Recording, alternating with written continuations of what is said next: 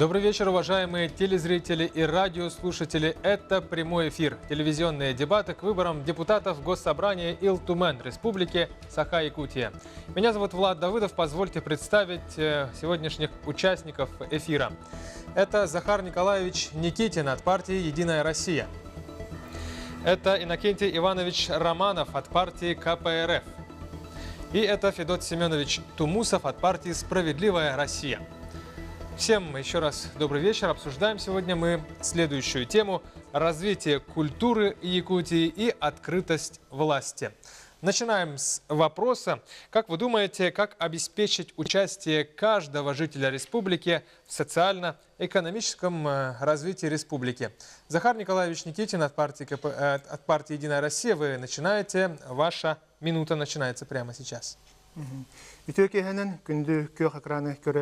Добрый вечер, дорогие телезрители. На сегодняшний день любой житель нашей республики имеет право участвовать в социально-экономическом, а также политическом развитии нашего региона, нашей республики. Для этого созданы все условия. Это может быть через интернет-ресурсы, через государственные информационные порталы, через средства массовой информации. А также есть много открытых площадок, например, такие как отчет правительства, где каждый житель может участвовать. Но для улучшения качества, я думаю, во-первых, нужно охватить всю республику интернетом, высокоскоростным интернетом, а во-вторых, нужно поддержать такие современные механизмы, как OnClick, чтобы каждый житель имел доступ и высказал свое мнение в развитии нашего региона. Спасибо. Иннокентий Иванович Романов, КПРФ, ваша минута начинается, пожалуйста. Добрый вечер, уважаемые избиратели, уважаемые граждане нашей республики. Значит, вопрос, который сейчас прозвучал, он, конечно, имеет отношение ко всему населению, к каждому человеку.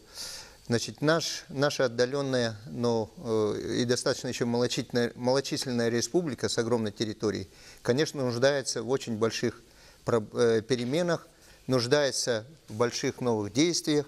И, конечно, в том, чтобы наш край преобразился и стал еще лучше, значит, конечно, желательно участие всего населения.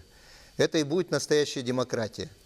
Ну, на настоящее время, конечно, вот представитель «Единой России» действительно перечислил, есть определенные институты, в которых, значит, участвует население, и тем не менее мы считаем, что население недостаточно влияет все-таки на действия наших властей, и часто эти... Спасибо. Да. Ваше время истекло.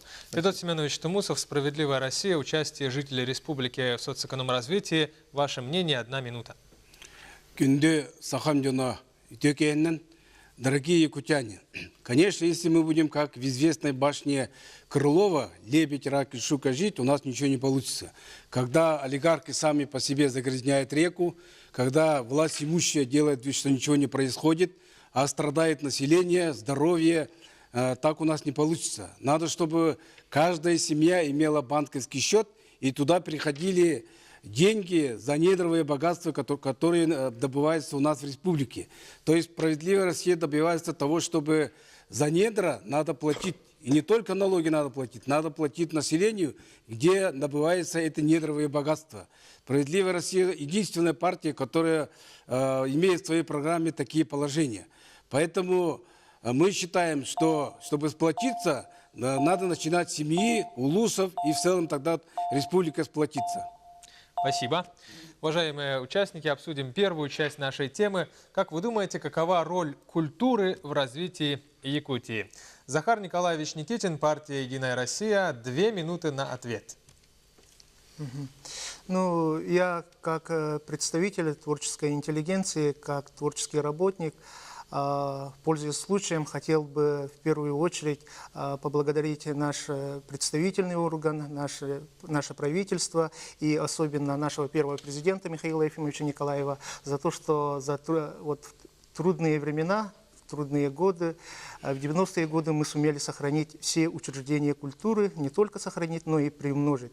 И это сегодня дает большой толчок в развитии, социально-экономическое развитие нашего региона, а также в целом и культуру. Например, вот буквально на днях в Монреале, в кинофестивале, наш фильм «Тойон Кыл» завоевал главный приз. И все, наверное, телезрители знаете, что и на 40-м международном кинофестивале наш фильм завоевал гран-при.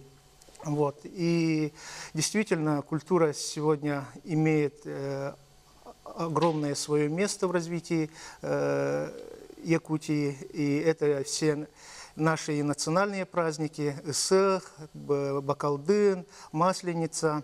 И люди, участвуя в таких культурных проектах, приобщаются к нашей культуре. И это, конечно, если мы сегодня говорим, что Якутия сегодня имеет инвестиционную привлекательность, если мы сегодня говорим о креативной экономике, то нужно поддержать нашу культуру, самобытную, уникальную культуру, чтобы те люди, которые приходят к нам работать, они приобщились к культуре, тем самым узнавали наше мировоззрение, нашу религию и в целом уважительно относились ко всем жителям нашего региона. Спасибо вам. Иннокентий Иванович Романов, партия КПРФ, развитие культуры в Якутии. Что вы об этом думаете? Пожалуйста, 2 минуты. Так, ну, культура является действительно большим достоянием человечества. Буквально с первобытного общества и до настоящего времени человечество в основном, ну не в основном, а, как говорится, благодаря развитию культуры, развитию производительных сил движется вперед. Ну, ныне благодаря научно-техническому прогрессу. Но надо отметить, что культура – это, конечно, все-таки надстроечный институт. Мы смотрим, как марксисты, в корень, то есть мы смотрим в базис, а базисные элементы, явления и в России, и в республике после известных событий 91-93 годов сейчас находятся в достаточно плачевном состоянии. И, значит, культура, соответственно, она связана диалектически с базисом. Это влияет на то, что культура у нас, вы знаете, после 91 года, значит, наша страна погналась за западными ценностями, вестернизация так называемая началась, и к нам хлынул такой поток культуры, в кавычках, что наша молодежь, конечно, сейчас познала все прелести западного мира в худшем их значении. Но, тем не менее, культура, которая была заложена еще в годы советской власти, культурная революция, значит, всеобщее образование и развитие всех отраслей культуры, оно, как говорится, не прекратило. Вот правильно сказал, да, в этом плане представитель «Единой России», что да, как говорится, то, что было заложено в свое время, в советское время, получило продолжение развития и в постсоветский период. Но, тем не менее, надо отметить, что культура сейчас, конечно, и тоже имеет своих много проблем, и в частности на уровне местных муниципальных властей, местных наших населенных пунктов. Там не хватает денег, не хватает культуры, культурных учреждений. Федот Семенович Тумусов, роль культуры в развитии республики. Ваше мнение, 2 минуты. Дорогие якутяне, прежде всего я хотел бы поздравить всех вас с очередной победой фильма Эдуарда Новикова «Тойон Кыл» на международном кинофестивале в городе Монреале. Это триумф якутской культуры. Но прежде чем рассуждать о культуре, давайте договоримся, что такое человек. Вот некоторые говорят, человек – это мясо с костями. Я с этим категорически не согласен. Я считаю, что человек – это дух, и дух через душу управляет телом. И мы, северяне, все мы, якутяне, изначально сильны духом. Только сильные духом люди могут жить в таких суровых условиях, где мы живем. И поэтому я считаю, что у нас для развития культуры есть сильные духом люди, творческие люди. Остается только правильно управлять, остается только обеспечить справедливость. А вот справедливостью у нас очень сложно. Потому что низкая заработная плата работников культуры, несправедливая оплата творческих работников, «Справедливая Россия» своей программы предусмотрела, и партия в целом «Справедливая Россия» первым пунктом своей политической программы пишет о том, чтобы культура – это самое главное. Если будет культура, значит будет будущее народа. Если будущее народа будет, то все остальное потом подтянется. Поэтому мы справедливость должны обеспечить в оплате труда работников культуры, в оплате труда творческих работников и, в первую очередь, в сельской местности, глубинке, чтобы клубы процветали, чтобы люди могли приходить в клубы и заниматься творчеством. И таких людей у нас очень много. Меня радует, когда люди сами проявляют инициативу и занимаются культурной деятельностью. И их надо поддерживать, им надо оказывать государственную систему создать. Вот тогда у нас будут очередные победы, очередной триумф нашей якутской культуры. Спасибо вам. Уважаемые участники, остается у нас традиционный заключительный этап. На это у вас будет по 1 минуте. Это обращение к жителям республики, тем, кто нас сейчас прямо в прямом эфире слушает и смотрит. Захар Николаевич Никитин, партия «Единая Россия». Ваша минута начинается.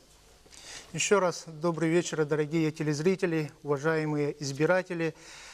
В это воскресенье, 9 сентября, состоятся самые главные и важные выборы для нашей республики. И я вас всех призываю голосовать за «Единую Россию». Почему мы должны голосовать и выбрать «Единую Россию»? Во-первых, список в Илтумен возглавляет Айсен Сергеевич Николаев. Айсен Сергеевич Николаев – политик федерального уровня. Он руководитель нового формата, который объединяет всех якутян. Во-вторых, «Единая Россия» – это партия конкретных дел. Мы сегодня действительно увеличили заработную плату работникам культуры согласно майского указа нашего президента. И сегодня во всех сферах «Единая Россия» имеет свой четкий план реализации намеченных целей. Голосуйте за сильного лидера, за единую команду, за Айсена Николаева и за «Единую Россию». Спасибо. Бархам Ахталболт. Спасибо вам. Теперь обращение Иннокентия Ивановича Романова, партия КПРФ. 1 минута. Пожалуйста. Уважаемые избиратели, мы приглашаем вас прийти 9 сентября этого года и отдать свои голоса за кандидатов от партии КПРФ. Партии, которая имеет более чем столетнюю историю, партия, которая возглавляла Советский Союз в течение 70 с лишним лет. Вот наша программа республиканская и программа городская. Наши номера: 3-й республиканская партия, на выборах в Илтумен и на выборах в городскую думу, номер 4. Так, я должен сказать, что мир левеет, и буржуазная власть, вообще католический строй, который сейчас существует в мире и пока главенствует, он переживает очень серьезные мировые проблемы, и в конечном итоге победа будет, конечно, за нами, известный лозунг, потому что мы партия будущего. Призываю вас прийти проголосовать за кандидатов от партии КПРФ. Спасибо вам. Обращение к избирателям, к жителям республики. Федот Семенович Тумусов, партия «Справедливая Россия». Пожалуйста. Дорогие якутяне, дорогие братья и сестры, мамы и папы, дедушки и бабушки, инженеры и рабочие, врачи и педагоги, дорогие якутяне, я знаю, что вы против повышения пенсионного возраста. Я знаю, что вы за чистую воду. Обязательно 9 сентября приходите на выборы и проголосуйте за «Справедливую Россию». Во всем должна быть справедливость. Күнде сақам жана. Баланын 9 күнігер хаяндағаны выборға кәлін. Онна «Справедливая Россия» партияға қолыстықытте мен әренебін, онна хейтіне үңірабын. Дегнақ, күштақ илдер қаңға, сердақ парламент бар болаттақ. Новому Ильдархану «Справедливый парламент». Голосуйте за «Справедливую Россию» номер 6 в бюллетене, в любом бюллетене. Спасибо. Я еще раз уважаемым телезрителям напомню, кто сегодня участвовал в нашей программе. Это Захар Николаевич Никитин, партия «Единая Россия». Это Иннокентий Иванович Романов, партия КПРФ. И это Федот Семенович Тумусов, партия «Справедливая Россия». Уважаемые телезрители и радиослушатели, смотрите нас каждый день в 17:30 и в 18:15 до пятницы включительно. Телевизионные дебаты к выборам предстоящем 9 сентября. Прощаюсь с вами до завтра. Всего доброго.